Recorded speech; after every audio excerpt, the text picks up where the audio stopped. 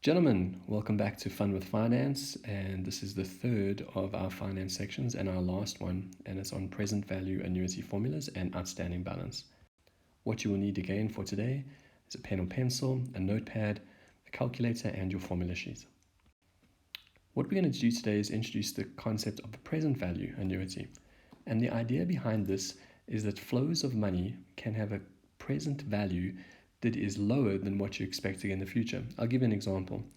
R1 now is worth more than R1 in 10 years' time due to inflation and other factors. So let's look at the first example here. Kate needs to withdraw R1,000 from her bank account every year for the next 3 years. How much must she deposit into an account which earns 10% per annum to be able to make these withdrawals in the future? We will assume that these are the only withdrawals and no bank charges. All right, first things first, let's bring back this R1,000 here. So this R1,000, if I was to bring it back at 10%, it would have the following formula, -1, because we're coming back one period. And when this comes back to here, it works out to R909.09. That's pretty straightforward. Let's move back this one. It's going to have to come 2 spaces, and so it would be 1,000, 1 plus 0.1 to the -2. And when I bring this one back, its value is back to 826.45. 826.45. And the last one, this R1,000, it's got to come back 1 to 3 spaces. So it would be 1,000 brought back at 10% 3 times, which when we bring this back adds up to 751.31. So 751.31. This means that Kate would need to have the sum of all of these currently to be able to afford the future 1,000s. And if we add up the yellow, the green, and the red, we find the 2,486 Rand and 85 cents. This means if she deposited 2,486 Rand and 85 cents now, she would be able to withdraw 1,000 Rand over the next 3 years. Again, as you can imagine, this is okay for 3 payments, but if we had 240 of them, we wouldn't want to try and bring back 240 individual pieces. Again, we can derive a formula, and what we notice is that the 1,000 Rand is common, so the payment is common, and the interest rate component is common, and the thing that is changing each time is the exponent. And the exponent is negative because we're bringing money from the future back to the present. All right, so let's start with what we know again. We know that we have a value of A, our first term, as being, in the previous example, 1,000, and 1 plus 0.1 to the -1. We also saw that our constant multiple each time was 1 plus 0.1 to the -1. Now, can you picture what this looks like? Is this a number that's going to be bigger or less than 1? Well, since it's got the power -1, it actually makes it a fraction. So it actually makes it this. It actually makes it 1 over 1 plus 0.1. Now, that means for us that that number is less than 1. So we know that our ratio is less than 1. What we know and what we remember is that if our common ratio is less than 1, and again, we've got a geometric sequence, we know that we would be using this formula, Sn equals A into 1 minus R power n all over R. So let's take what we know again, which is, I suppose, this scenario here with A, R, and N. And if we manipulate the formula that we had over here so that we can put it into financial terms, what we will find is that the present value of an annuity is described by this formula. Oops, a daisy. Let's make it, oh no, R is fine. To the minus n all over R. This is the present value of an annuity formula, where X is equal to the amount that you're going to have at each interval. R, again, is the interest rate, and N this time is negative, because we will be bringing those values from the future back to the present. Let's do an example. Andre takes out a student loan for the first year of civil engineering. The loan agreement states that the repayment period is equal to 1.5 years for every year of financial assistance granted, and that the loan is subject to an interest rate of 10.5% compounded monthly. If Andre pays a monthly installment of $1446.91, calculate the loan amount. Well, what do we know? We know that Andre is going to pay $1,446.91. We know that his interest rate, as quoted, is 10.5%, and that's going to be monthly. And we also know that what he's got is a loan repayment of 1.5 years for each time he has this. So we're going to have 18 periods.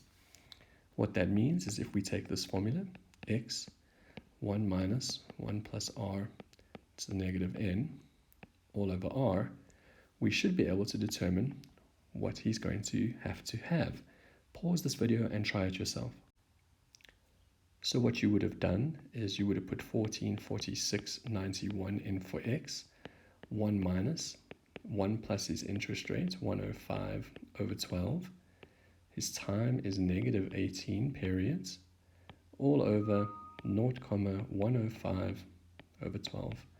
And you punch that into your calculator carefully, and what you find is that the present value of all of those is 24,014. So therefore his student loan was 24,014 rand. The second part to the same question scenario is determine how much interest Andre will have paid at the end of 18 months. So we're looking at interest. Now there's a two-step formula to work this out. The first thing is to figure out what was his total cost that he repaid, so his total repayment.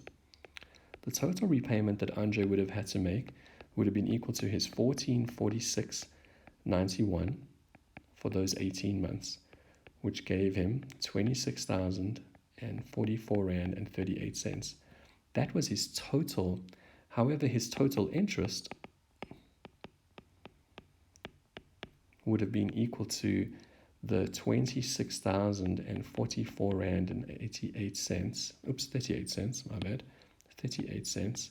And from that, we will subtract the 24,000, which was the loan that he had. That means the difference between what he paid and what he borrowed must have been interest, 2,044 rand and 38 cents. Here's a second example, working out the monthly repayments. Christo wants to buy a small wine farm worth 8.5 million. He plans to sell his current home for 3.4, which we'll use as a deposit for the purchase of the farm. He secures a loan with a repayment period of 10 years and interest rate of 9.5%. Calculate his monthly repayments. Well, first of all, we have to work out that he's paid a deposit. And the deposit that we know is 3.4 million.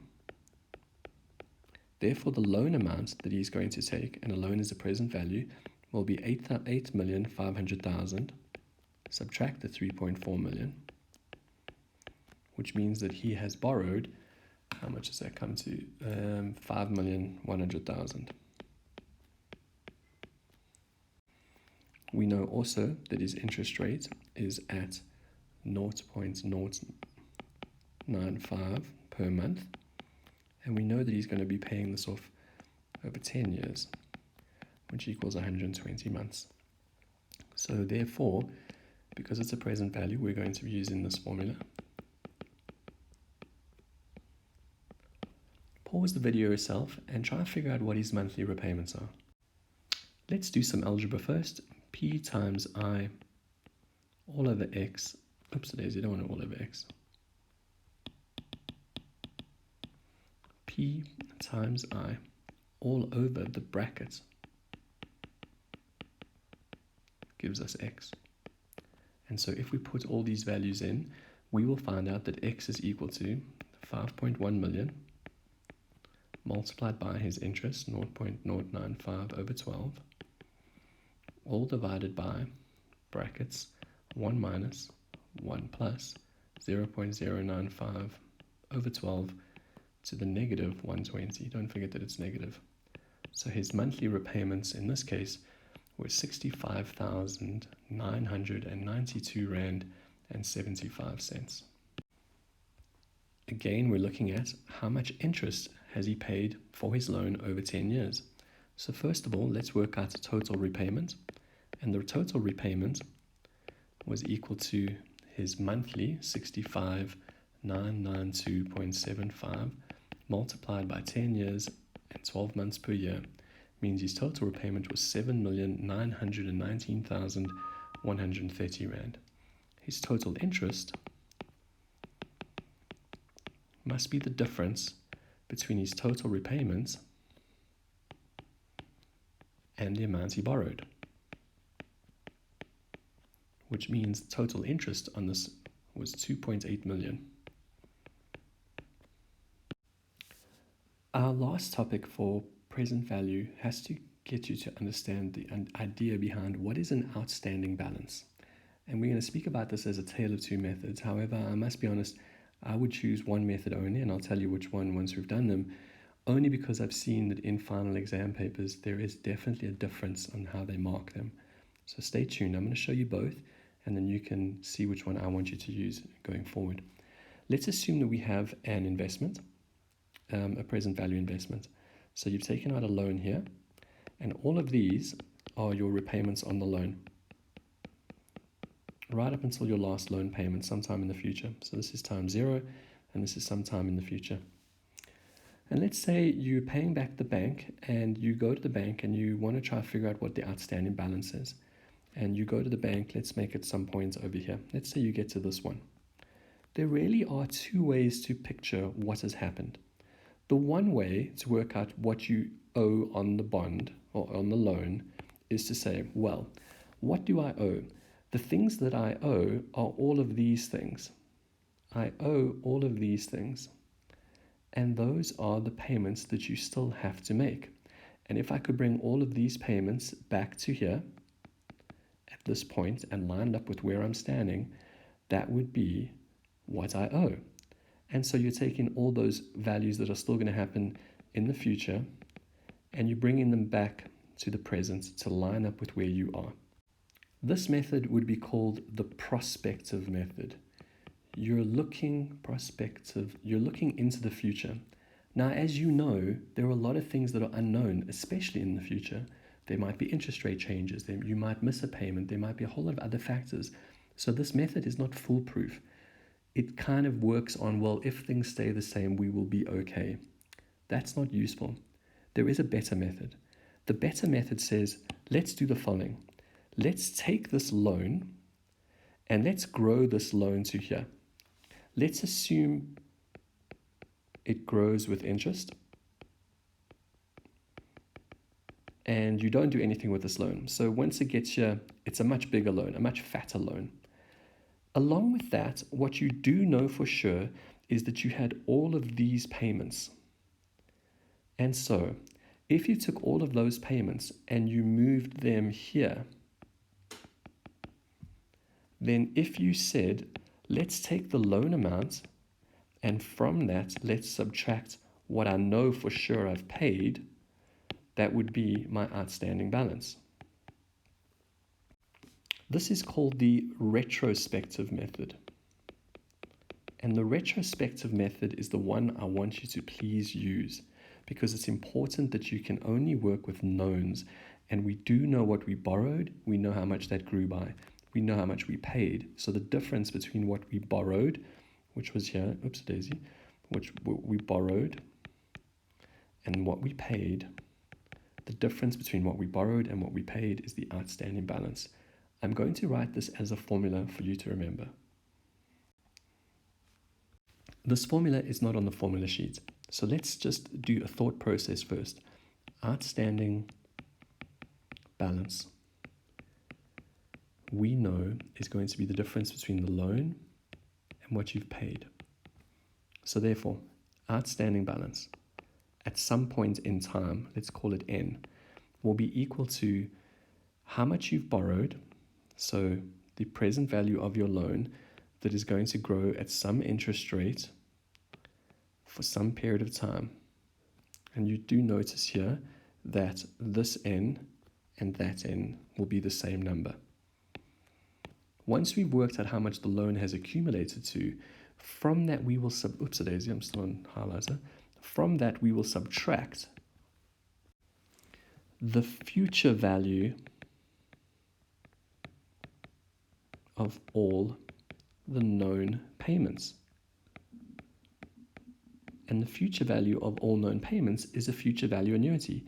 So our outstanding balance at some time n will be the loan that you originally had that has grown with interest, just a once-off growth, and from that we're going to subtract the future value of all of our payments. And you saw last week the future value formula. Again, I'll highlight it, this time in different color, that this n, and this n have to all line up so that you're at the same point in time. Again, we can think about this as, I'll write it as the old colors, this was the loan that has grown.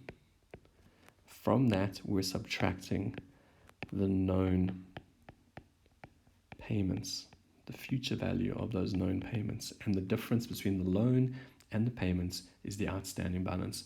This formula is not on the formula sheet, so I suggest you get used to practicing it with it, seeing it, and understanding it quite a lot. It is quite tricky. They'll probably only ask it once, I suspect, not a lot more, but there's a lot of thinking that has happened here. So this is the place where if you are having a battle, you need to get hold of your teacher to ask some questions. Okay, let's do an example with outstanding balance. A school sells its old bus and uses the proceeds as a 15% deposit to purchase a new bus, which costs $330,000. To finance the balance of the purchase, the school takes out a loan that is subject to interest at prime plus 1%. And the repayment period of the loan is 3 years.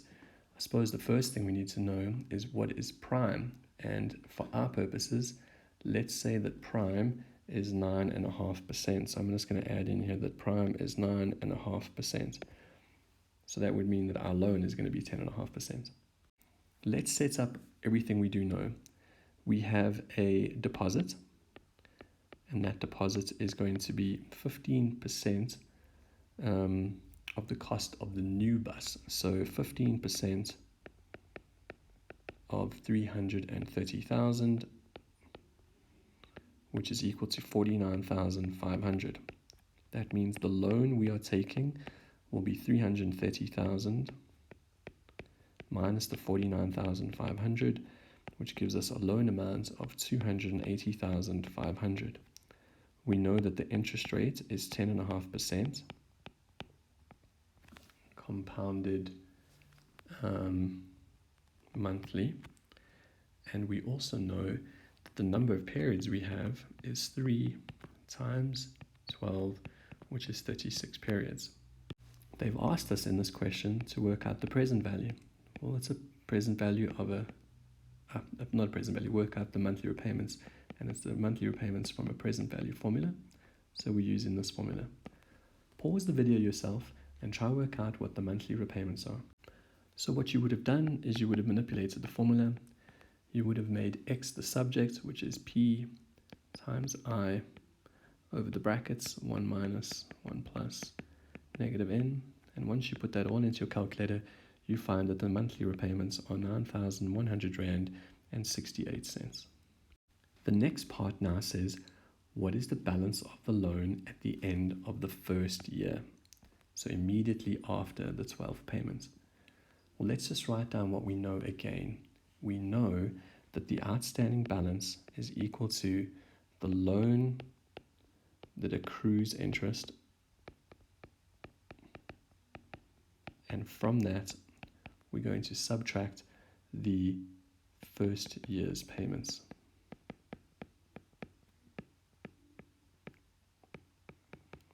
Pause this video and try figure out if you can find the outstanding balance at the end of the 12th payment. Okay, let's do this in pieces. The first piece we want to do is work out the loan that has accrued. The loan was 280,000 Rand, 500, and it had to grow at the interest rate that's 1% above prime, and that happened for 12 months.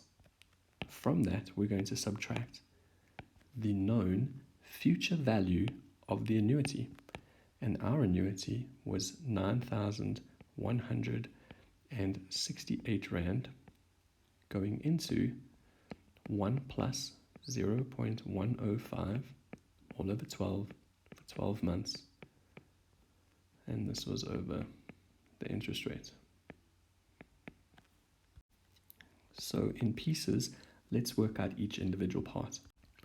The loan that we took out would have grown to 311,412.07.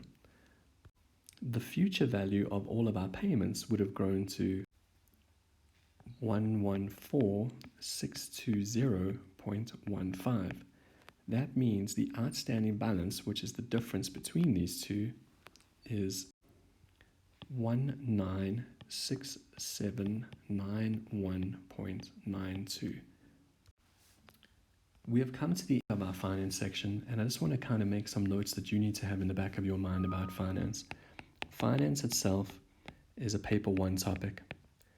Finance is usually between 15 to 18 marks in the finals.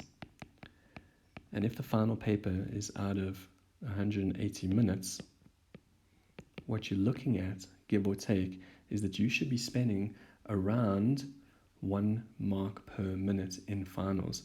So in your preparation and your practice, bear in mind that it counts 15 out of 150, so about 10%. So I would suggest that when you're practicing, you want to try to get yourself to work at 10% of the time towards the finance module. It is one of the most important modules in terms of where they will punish you for rounding. You must round to 2 decimal places. Even though they haven't said it, you must round to 2 decimal places, because in our system we have rands and then we've got cents. You must show that there are 2 spaces, even if it is .00, because there are rand and cents. Just don't get caught out in it. I remember when we marked last year, there was a bit of admin for the boys who didn't do this. So you have now worked with solving for N, you have worked with future value annuities, sinking funds, present values, and outstanding balances. All that's left for us to do now is practice past exam questions, which sadly you're going to have to do by yourself for now, and you can find all of those on maths.stillion.com. We will more than likely be doing a portfolio piece on finance coming up shortly. Have a great day and be well.